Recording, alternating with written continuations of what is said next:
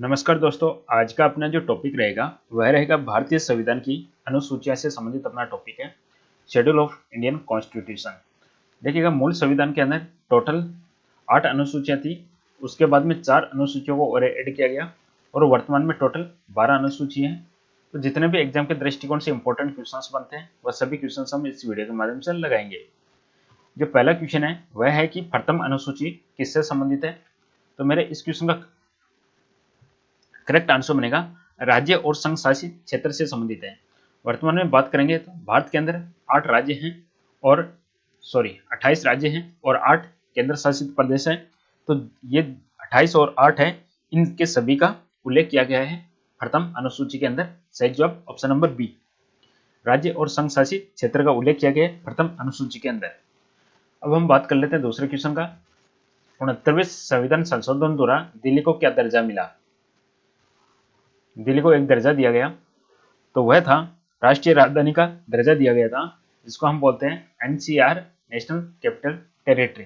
यह दर्जा दिया गया 69वें संशोधन अधिनियम के द्वारा। अगला क्वेश्चन है, दूसरी अनुसूची किससे संबंधित है। पहली अनुसूची हमने देखी कि यह संघ और राज्य क्षेत्र से संबंधित है। दूसरी अनुसूची है राज्य व्यवस्था। राज्य व्यवस्था है, उसके अंदर जितने भी पदाधिकारी है जैसे कि राष्ट्रपति, राज्यपाल, लोकसभा अध्यक्ष, उपाध्यक्ष, राज्यसभा का सभापति, उपसभापति, विधानसभा का अध्यक्ष, उपाध्यक्ष, विधान परिषद का सभापति, उपसभापति, या सुप्रीम कोर्ट, हाई कोर्ट है उसके न्यायाधीश, या भारत का जो नियंत्रक महालेखा परीक्षक है, यानी कुल मिला के जितने भी राज्य व्यवस्था के पदाधिकारी है उन सभी पदाधिकारियों के वेतन, भत्ता और पेंशन, इसका उल्लेख किया गया। इसमें वेतन, भत्ते और पेंशन किसमें उल्लेख किए गए हैं, दूसरी अनुसूची के अंदर किए गए हैं। अगला क्वेश्चन आपका, तीसरी अनुसूची किससे संबंधित है। देखिएगा,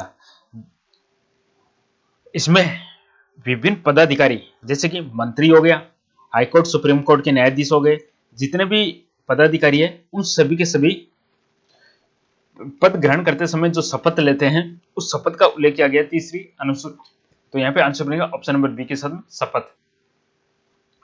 तो दूसरी में क्या हुआ, दूसरी में तो था वेतन, भत्ता, पेंशन, और तीसरी में आ गया शपथ। चौथी अनुसूची किससे संबंधित है। देखिएगा, जो पहली अनुसूची थी उसमें क्या था, राज्य और संघ शासित क्षेत्र का उल्लेख किया था, और चौथी अनुसूची में राज्य और संघीय क्षेत्र की राज्यसभा में प्रतिनिधित्व है का विवरण दिया गया। जितने भी केंद्र स्टेट है, जितने भी यूनियन टेरिटरी है, उनका राज्यसभा में क्या प्रतिनिधित्व होगा उसका विवरण दिया गया है इसमें। तो आंसर बनेगा ऑप्शन नंबर बी, राज्यसभा में प्रतिनिधित्व का विवरण। अगला क्वेश्चन आपका, पांचवी अनुसूची किससे संबंधित है। इसमें जितने भी अनुसूचित क्षेत्र और अनुसूचित जनजाति के है उसके प्रशासन और उसके नियंत्रण के बारे में उल्लेख किया गया है। तो आंसर बनेगा जनजाति क्षेत्र है, उसके अंदर क्या प्रशासन रहेगा और क्या कंट्रोल रहेगा उसका उल्लेख किया गया पांचवी अनुसूची में। क्वेश्चन नंबर 7 है, छठी अनुसूची किन राज्यों से संबंधित है। इसके अंदर क्या है, कुछ जनजाति क्षेत्र है उनके प्रशासन के बारे में प्रावधान किया गया है, और वो जनजाति क्षेत्र कौन से, जैसे कि असम, मेघालय, त्रिपुरा, मिजोरम, ये राज्य हैं, इनके जनजाति क्षेत्रों के प्रशासन के बारे में उल्लेख किया गया है। तो अनुसूचित क्षेत्र का उल्लेख था पांचवी अनुसूची में और जनजाति क्षेत्र का उल्लेख है छठी अनुसूची में। तो यहाँ पे आंसर बनेगा option number C, Assam, Meghalaya, Tripura and Mizoram. Next question number 8, सातवीं अनुसूची किससे संबंधित है। देखिएगा, राज्य और केंद्र शासित प्रदेश का उल्लेख है पहली में, और केंद्र और राज्यों के बीच में शक्तियों का जो बंटवारा होगा उसका प्रावधान दिया गया सातवीं अनुसूची में। तो यहाँ पे आंसर बनेगा ऑप्शन नंबर बी के साथ में, शक्तियों का विभाजन। अब सातवीं अनुसूची में 3 प्रकार की अलग अलग सूचियां दी गई है, जिनको हम संघ सूची, राज्य सूची और समवर्ती सूची बोलते हैं, वह दी गई है सातवीं अनुसूची में। वर्तमान में संघ सूची में कितने विषय हैं। संघ सूची के अंदर टोटल विषय वर्तमान में हम बात करेंगे 100+ है, और संविधान लागू होने के समय इसके अंदर 97 विषय थे। तो जब लागू हुआ तब था 97, और वर्तमान में हम देखते हैं तो यह 100 के पास में है। तो यहाँ पे आंसर बनेगा ऑप्शन नंबर बी।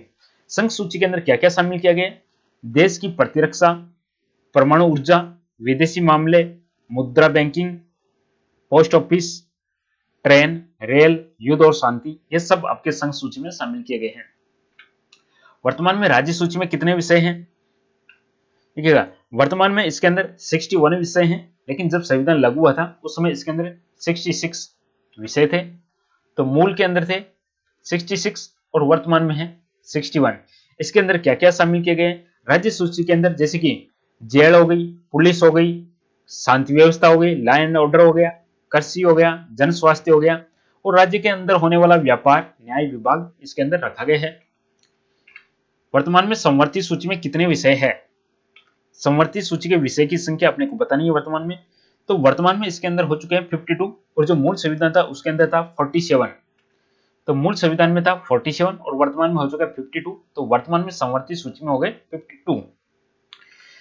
रेल किस सूची के अंतर्गत आता है? तो मैंने बताया रेल होगी, डाक तार हुआ, मुद्रा बैंकिंग, परमाणु ऊर्जा, ये आते हैं संघ सूची में। तो यहाँ पे आंसर बनेगा ऑप्शन नंबर बी, संघ सूची। क्वेश्चन नंबर नेक्स्ट है, पुलिस किस सूची में आती है? तो पुलिस की बात करें तो पुलिस राज्य सूची का विषय है, ऑप्शन नंबर बी। शिक्षा किस सूची में आती है? तो शिक्षा की बात करते हैं तो शिक्षा समवर्ती सूची में आती है, ऑप्शन नंबर सी। अगला क्वेश्चन है, 8वीं अनुसूची किससे संबंधित है? 8वीं अनुसूची वेरी इंपॉर्टेंट क्वेश्चन, एग्जाम में बहुत बार क्वेश्चन आता है। 8वीं अनुसूची है, इसके अंदर भाषाओं का उल्लेख किया गया है, ऑप्शन नंबर बी भाषाओं। देखिएगा भाषाएं कितनी है टोटल भारतीय संविधान में? वर्तमान में 22 भाषाएं हैं, और मूल रूप से जो स्टार्टिंग था, स्टार्टिंग में 8वीं अनुसूची में 14 भाषाएं थी। उसके बाद में धीरे धीरे भाषाओं को बढ़ाते गए और वर्तमान में 22 भाषाओं का उल्लेख किया गया है। 8वीं अनुसूची में कुल कितनी भाषाएं हैं वर्तमान में? तो वर्तमान में इसमें 22 भाषाएं हैं, और मूल में कितनी थी? 14 भाषाएं थी। नेक्स्ट क्वेश्चन आपका है, 9वीं अनुसूची किससे संबंधित है? 9वीं अनुसूची देखिएगा, जो पहला संविधान संशोधन होता है 1951, उसी के माध्यम से इस सूची को ऐड किया जाता है। तो यहाँ पे आंसर बनेगा आपका भूमि सुधार कानून से संबंधित है ये, भूमि सुधार कानून से संबंधित है ये, या राज्य द्वारा संपत्ति के अधिग्रहण की विधियों का उल्लेख किया गया है इसके अंदर। 10वीं अनुसूची किससे संबंधित है? इसको 52वें संशोधन के माध्यम से ऐड किया गया। 10वीं अनुसूची को 52वें संशोधन के माध्यम से ऐड किया गया, और 10वीं अनुसूची है वह दल बदल विरोधी कानून से संबंधित है। दल बदल से संबंधित प्रावधानों को लेकर 10वीं में। 9वीं अनुसूची संविधान के किस संशोधन द्वारा जोड़ी गई? 9वीं अनुसूची है पहले ही संविधान संशोधन अधिनियम 1951 के माध्यम से जोड़ी गई है। जो पहला संशोधन होता है वह 1951 के अंदर होता है। 42वां संविधान संशोधन अधिनियम 1976 के अंदर है, और जो 52वां संशोधन अधिनियम है वह 1985 में है, और आपका जो 73वां संविधान संशोधन अधिनियम है वह 1993 के अंदर है। क्वेश्चन नंबर, तो यहाँ पे आंसर बन जाएगा option number A. Next question है, वर्तमान में 9वीं अनुसूची में कुल कितने अधिनियम शामिल है? 9वीं अनुसूची में कितने अधिनियम है? 284 इसमें है, तो आंसर बनेगा ऑप्शन नंबर सी 284। 10वीं अनुसूची को संविधान में कब जोड़ा गया था? 10वीं अनुसूची को इसको जोड़ा गया था 52वें संविधान संशोधन के माध्यम से, और यह दल बदल से संबंधित है। और जो 52वां संविधान संशोधन अधिनियम था वह था 1985। अगला क्वेश्चन है, 10वीं अनुसूची किस संशोधन अधिनियम द्वारा जोड़ी गई? तो हम देख चुके हैं 52वां संविधान संशोधन अधिनियम 1985 से ऐड किया गया इसको। क्वेश्चन है, 11वीं अनुसूची किससे संबंधित है? देखिएगा 11वीं के अंदर पंचायती राज रखा है, और 12वीं के अंदर नगर पालिका रखा है। तो यहाँ पे आंसर बनेगा ऑप्शन नंबर बी पंचायत। 11वीं अनुसूची संविधान में कब जोड़ी गई? तो 11वीं को जोड़ा गया 1993 के अंदर। तो 11वीं को 73वां संविधान संशोधन अधिनियम 1993 के माध्यम से ऐड किया गया है। 11वीं अनुसूची में पंचायतों को कितने विषय दिए गए हैं? वेरी इंपॉर्टेंट क्वेश्चन है। 11वीं में पंचायतों को 29 विषय दिया गया, और 12वीं में जो स्थानीय स्वशासन संस्था है उनको 18 विषय दिए गए। तो 18 तो 12वीं में दिए गए और 29 है 11वीं अनुसूची में दिया गया है। आंसर बनेगा ऑप्शन नंबर सी 29। 12वीं अनुसूची किससे संबंधित है दोस्तों? तो 12वीं अनुसूची है आपके ऑप्शन नंबर बी से संबंधित है, नगर पालिका से संबंधित है, और इसमें 18 विषय इसको दिए गए हैं। 12वीं अनुसूची संविधान में कब जोड़ी गई? तो इसको 76वां संविधान संशोधन अधिनियम 1993 के माध्यम से जोड़ी गई है। 76वां 1993 में जोड़ा गया, ऑप्शन नंबर सी। अगला क्वेश्चन है, 12वीं अनुसूची में नगर पालिकाओं को कितने विषय दिए गए हैं? तो 12वीं अनुसूची में नगर पालिकाओं को 18 विषय दिए गए दोस्तों, ऑप्शन नंबर ए 18। भारतीय संविधान में कुल कितनी अनुसूचियां हैं? तो भारतीय संविधान में अनुसूचियों की संख्या इसमें 12 है, और मूल संविधान में अनुसूचियां कितनी थी? 8 थी, उसके बाद में 4 को ऐड किया गया धीरे धीरे। 7वीं अनुसूची में कुल कितने सूचियां हैं? दोस्तों 7वीं अनुसूची के अंदर 3 सूचियां हैं, जिनको हम बोलते हैं संघ सूची, राज्य सूची और संवर्ती सूची। तो दोस्तों ये टॉप 30 क्वेश्चंस थे। बाकी क्वेश्चंस हैं जो मैंने आपको करवा दिया, लगभग उसी क्वेश्चन को रिपीटेशन करके 50 क्वेश्चन बनाए गए हैं, इसलिए मैं आगे क्वेश्चन नहीं करवाना चाहता। ओके, तो इसलिए वीडियो को लाइक शेयर कर दीजिएगा, चैनल को सब्सक्राइब कर दीजिएगा, कुछ 1-2 क्वेश्चन देख लीजिएगा, देखना चाहो तो आप मैं आपको बता देता हूँ। संवर्ती सूची में टकराव की स्थिति में किसका कानून प्रभावी होता है? संवर्ती सूची में यदि टकराव है, इसकी स्थिति में किसका कानून प्रभावी होता है? तो केंद्र सरकार का प्रभावी होता है। अगला क्वेश्चन है, 6ठी अनुसूची किस प्रकार के क्षेत्रों से संबंधित है? तो ये रिपीटेशन क्वेश्चन है।